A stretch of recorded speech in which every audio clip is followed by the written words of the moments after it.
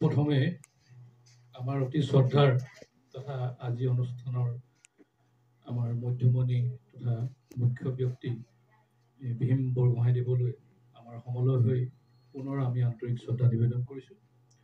আৰু তাৰ লগতে তেখেতৰ কাষত থকা মোৰ শ্ৰদ্ধাৰ শৈল বৰগোহাঁইদেৱলৈ আৰু কাষত থকা বিশিষ্ট তিনিজন ব্যক্তিলৈ আমি শ্ৰদ্ধা নিবেদন কৰিছোঁ। তাৰ লগতে মোৰ সতীৰ্থসকল আৰু মৰমৰ মাইনাহঁতলৈও মই এই বিহুৰ ওলগ জনাইছোঁ।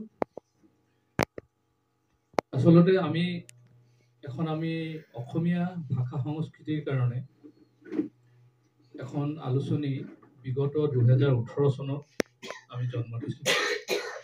আৰু সেই আলোচনীখন আমাৰ সেই সময়ত জন্ম হৈছিলে ঐতিহাসিক যি কমলাবাৰী, যি আমাৰ পৰ্যটনস্থলী আছে গেলেকী, তাতে আমি 2018 চনৰ 1 জানুৱাৰীত সেই আলোচনীখন আৰম্ভ কৰিছিলোঁ।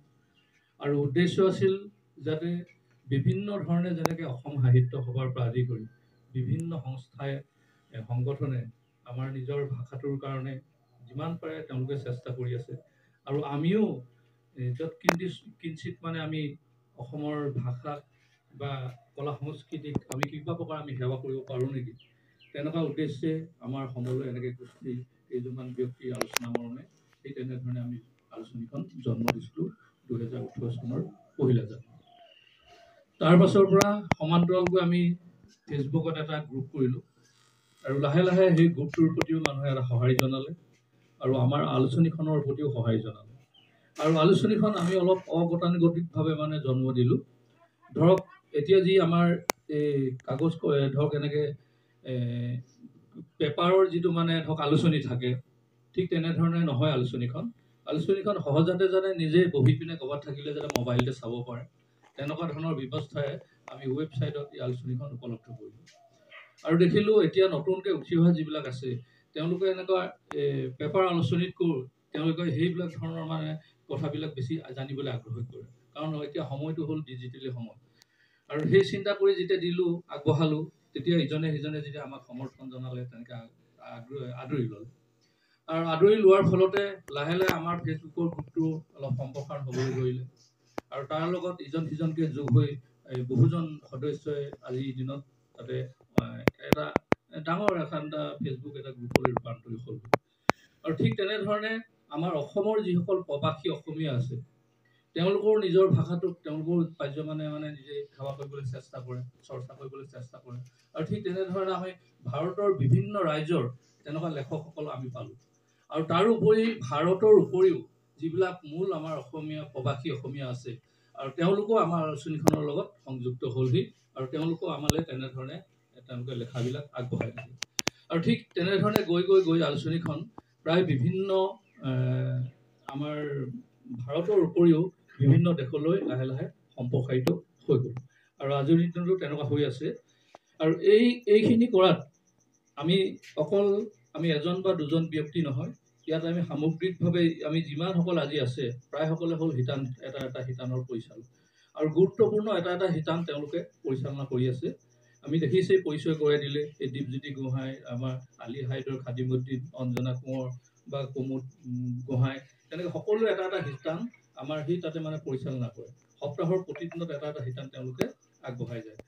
আগবঢ়াই যোৱাৰ ফলতে এটা মানে আচলতে অকল লিখাৰ এখন আলোচনী হৈ নাথাকিল আজিৰ তাৰিখত, এটা লাহে লাহে গৈ পিনে ই এটা বিস্তৃত ৰূপত মানে আগবাঢ়িবলৈ ধৰিলে। আৰু সেইখিনি আমি ভবা নাছিলোঁ যে ইমানখিনি মানুহৰ সহায় পাম বুলি, কিন্তু লাহে লাহে সহায় দিলে। আৰু সহায় দিলেও যদি সেইটো আমি নিজেই বিশেষ আত্মগৌৰৱ নকৰোঁ, কাৰণ কেলৈ এইটো হ'ল আমাৰ একান্ত হ'ল সেৱা। মই এইটোক একান্ত সেৱা হিচাপে লওঁ, কিয়নো আমি এজন অসমীয়া হিচাপে আমাৰ এজন অসমীয়া হিচাপে আমাৰ এটা পৰিচয় আছে। আৰু যদি আমি এই অসমীয়াৰ আইৰ যদি আমি এজন সন্তান হৈ পিনে নিজৰ আইৰ কাৰণে যদি সেৱাৰ কাৰণে যদি আমি কিঞ্চিত যদি কৰিব নোৱাৰোঁ, তেতিয়াহ'লে আমাৰ হয়তো জীৱনবোৰ নিশ্চয় ব্যৰ্থ হ'ব। আৰু সেয়েহে আমি পাৰ্যমানে গোটেই ভাষাটোৰ কাৰণে, জাতিটোৰ কাৰণে যিমান পাৰোঁ তেনেধৰণে আমি সেৱা কৰিবলৈ চেষ্টা বিগত সময়তো কৰিলোঁ আৰু আজিৰ সময়ত কৰি আছোঁ। আৰু আপোনালোকৰ যদি আশীৰ্বাদ থাকে, সঁহাৰি থাকে, নিশ্চয় আগত দিনতো আমি তেনেকৈ ধৰণে কৰি যাম। আৰু সেয়েহে সকলোৰে প্ৰতি মই সঁচাকৈ কৃতজ্ঞ যে আপোনালোকে এইখিনি সময়লৈ যিখিনি সহযোগিতা দিলে আৰু আজিৰ তাৰিখত যিখিনি আপোনালোকে আজিৰ স্থিতিত যি উপনীত কৰিলে তাৰ কাৰণে মই কৃতজ্ঞতা এইকাৰণে জনাব লাগিব যে সেইখিনি সময়লৈ দিয়া নাই, প্ৰকৃততে গোটেই জাতিটোৰ কাৰণে আৰু গোটেই ভাষাটোকে আপোনালোকে সেইখিনি সময় দিছে আৰু সেইকাৰণে সকলোৰে প্ৰতি মই নিশ্চয়কৈ কৃতজ্ঞ হৈছোঁ আৰু আগলৈও তেওঁলোকে আপোনালোকৰ সেই সহায় সহযোগিতা আমি আশা ৰাখিছোঁ। আৰু এতিয়া শেহতীয়া আমি এই অনুষ্ঠানটোৰ কথা অকণমান চুই যাওঁ বুলি মই ভাবিছোঁ। এইটো আমি ঠিক তেনেধৰণে 18 চনৰ পৰা ধাৰাবাহিকভাৱে আমাৰ ইতিমধ্যে কলিতাই কৈছে, ধাৰাবাহিকভাৱে আমি তেনেধৰণে এই কাৰ্যটো কৰি আছোঁ বহাগৰ পহিলা দিনটোত। কাৰণ কেলে এতিয়া মোৰ যোৱা বছৰ মোৰ মা ঢুকালে, তাৰ আগতে দেউতা মোৰ ভূপেন্দ্ৰতে আগতেই ঢুকালে। কিন্তু ঘৰত যেতিয়া আমাৰ মোতকৈ ককাইদেউহঁত আছে, কিন্তু জ্যেষ্ঠ হিচাপে যেতিয়া পহিলা বহাগৰ দিনটো আমাৰ বিশেষকৈ আজিৰ দিনটো হ'ল মানুহ বিহু। এই মানুহ বিহুৰ দিনটোত যদি আমি জ্যেষ্ঠ এজনৰ যদি সেৱা অকণ ল'ব পাৰোঁ, তেতিয়া ভাবোঁ আমাৰো এটা গোটেই বছৰটোৰ কাৰণে নিশ্চয় আমি এটা আশীৰ্বাদ পাম আৰু তেওঁলোকক আমি সেৱা জনাই আমিও নিজে ধন্য হ'ম। আৰু সেইকাৰণে এই অনুষ্ঠানটো আমি কোনো জটি কৰিবলৈ দিয়া নাই। তেতিয়াৰ পৰা প্ৰতি বহাগতে আমি এনেধৰণে কৰি আহিছোঁ। আপোনালোকে জানে নাজিৰা বৃহত্তৰ অঞ্চলৰ প্ৰায়বিলাক বহুখিনি আমি এনেকুৱা কৃষ্টি সংস্কৃতিৰ লগত জড়িত ব্যক্তি আমি তেনেধৰণে কৰি আহি আছোঁ ক্ৰমান্বয়ে। আপোনালোকৰ এখেতৰ দৰে আপোনালোকে আৰু এজন ব্যক্তিৰ নাম আপোনালোকে জানিব চাগে, এই খনিকৰ গাঁৱৰ অকণমান গগৈ বুলি কয়, তেওঁ পেঁপা বজায়। সেই অকণমান তেখেতো বৰ ধুনীয়া পেঁপা বজায়, তেখেতক আমি কৰিছোঁ। গেলেকী আপোনাৰ এজন আমাৰ সংস্কৃতি বিশেষ সাধকে বুলি কওঁ মই, অনুজ ৰাজখোৱা, তেখেতক কৰিছোঁ। আৰু তেনেধৰণে আমি নাজিৰা অঞ্চলৰ বহুকেইজন ব্যক্তিক আমি কৰি আহিছোঁ।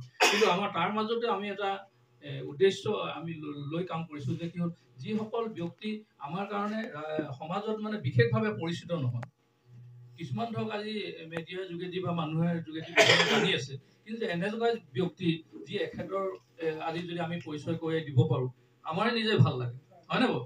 কাৰণ কেলৈ আমাৰ এই আলোচনীখনৰ এটা যেতিয়া বাহিৰৰ লগত এটা লিংক এটা আছে, আজি এইটো প্ৰচাৰ হ'ব, আপুনি ভিডিঅ' আকাৰে যাব, লিখিত ৰূপত যাব, ফটো যাব, গোটেই আজি ভাৰতৰ বিভিন্ন হেৰিয়ালে মানে সম্প্ৰসাৰিত হৈ যাব। আৰু যদি এখেতৰ সেইখিনিয়ে যদি আমি কৰিব পাৰোঁ, সেইটো আমাৰ কাৰণে বহুত মই সেৱা বুলি ভাবোঁ আৰু নিজৰ এটা তৃপ্তি অনুভৱ কৰোঁ। আৰু সেইকাৰণে আমি তেনেধৰণে কৰি আহিছোঁ। আৰু আজিৰ অনুষ্ঠানটোৰ আমি এনেধৰণে সেই উদ্দেশ্যই কৰিবলৈ আহিলোঁ। আৰু বিশেষকৈ এই অনুষ্ঠানটোত আমাৰ দীপজ্যোতি বৰগোহাঁইৰ অৰিহণা যথেষ্ট আছে, কাৰণ তেখেতেই উপস্থাপন কৰিলে তেখেতসকলৰ ব্যক্তিসকলৰ নাম। কাৰণ আমিও নাজানো, তেখেতসকলক চিনি নাপাওঁ, কিন্তু মাজুলীৰ 2-এজন ব্যক্তি চিনি পাইছোঁ, আপোনাৰ পৰা আদি কৰি এনেকৈ কোনোবা বিশেষকেইজনক চিনি পাওঁ, কিন্তু এখেতকো চিনি নাপাইছিলোঁ। আজি দীপজ্যোতি গোহাঁইয়ে আঁত ধৰি দিলে আৰু সেইধৰণে আমি মৰ্মে কামখিনি কৰিবলৈ আগবাঢ়িলোঁ। আৰু এইখিনিকে কৰিবলৈ পাই আমি নিজে ধন্য হৈছোঁ। আৰু বৰ বেছি এই বিষয়ত মই দীঘলীয়াকৈ ক'বলৈ বিচৰা নাই। মই সদায় আপোনালোকৰ পৰা আশা কৰিম আমাৰ সমলয় যাতে দীৰ্ঘায়ু হোৱাত আপোনালোকে নিশ্চয় সহায় সাৰথি আগবঢ়াব। কিয়নো যিকোনো সময় আপোনালোকে সমলয়ত দিব, সেইকণ এটা জাতিৰ কাৰণে দিয়া বুলি আপোনালোকে যদি অনুভৱ কৰি সেই সময়ৰ কাৰণে যদি কাম কৰিবলৈ আগবাঢ়ি আহে, নিশ্চয়কৈ আমি ধন্য হ'ম আৰু জাতিক আমাৰ নিজৰ আইজনীক তেনেকৈ আমি সেৱা কৰি চলাই যাম। ধন্যবাদ।